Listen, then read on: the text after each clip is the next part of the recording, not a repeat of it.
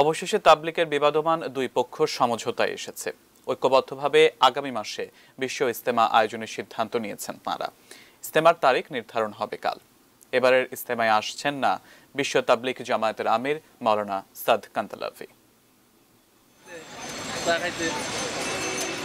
ভারতের মাওলানা মোহাম্মদ সাদ কান্দলিভকে ঘিরে তাবলিগ জামাতের দুই পক্ষের মধ্যে চরম বিরোধ গত ইজতেমা আয়োজনের সময়ই স্পষ্ট হয়ে ওঠে। বাংলাদেশে এসেও ইজতেমায় অংশ না নিয়ে ফিরতে হয় মাওলানা সাদকে। বিবদমান দুই পক্ষের মধ্যে বিরোধ গত ডিসেম্বরে সহিংস রূপ নেয়, প্রাণহানির ঘটনাও ঘটে। তাবলিগের এ বিভেদ এবং জাতীয় নির্বাচনের কারণে এবারের বিশ্ব ইজতেমা নিয়েই সংশয় সৃষ্টি হয়েছিল। এ নিয়ে দীর্ঘদিন ধরে সমঝোতার চেষ্টা চালিয়ে আসছিল সরকার।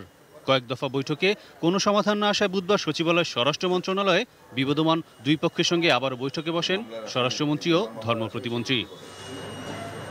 দীর্ঘ বৈঠক শেষে সমঝোতায় আসে দুই পক্ষ। মুসলমানদের দ্বিতীয় বৃহৎ জামায়াত ইজতেমা ঐক্যবদ্ধভাবে আয়োজন করার সিদ্ধান্তে উপনীত হয়। আগামী ফেব্রুয়ারি মাসের যে কোনো সময় আমাদের টঙ্গীতে বিশ্ব ইজতেমাতে যেটা হয়ে থাকে সেই ইজতেমাটাই হবে এবং সেই ইজতেমাতে দুই পক্ষই একত্রে ইজতেমাটা করবে, একসঙ্গে ইজতেমাটা করবে। যাকে নিয়ে বিরোধ উনি এই ইসে আসবেন না, এই ইজতেমায় আসবেন না, সেটাই সিদ্ধান্ত হয়েছে। এ ব্যাপারে ধর্ম প্রতিমন্ত্রী বলেন, দুই পক্ষের বিবাদ কোনোভাবেই কাম্য ছিল না।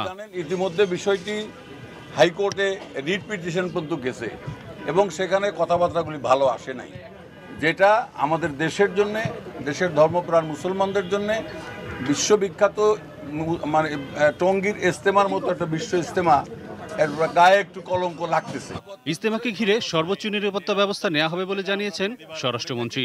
তাবলিগ জামাতের সম্পূর্ণ নিরাপত্তার ব্যবস্থাটা আমাদের নিরাপত্তা বাহিনী এবং প্রয়োজন বিশেষে সেনাবাহিনীও সহযোগিতা করেন, সেইটা থাকবে। এদিকে সমন্বয়ক মাজহারুল ইসলাম সারা দেশের তাবলিগ জামাতের দুই পক্ষের অনুসারীদেরই কেন্দ্রের সিদ্ধান্ত মেনে একসাথে কাজ করার আহ্বান জানান।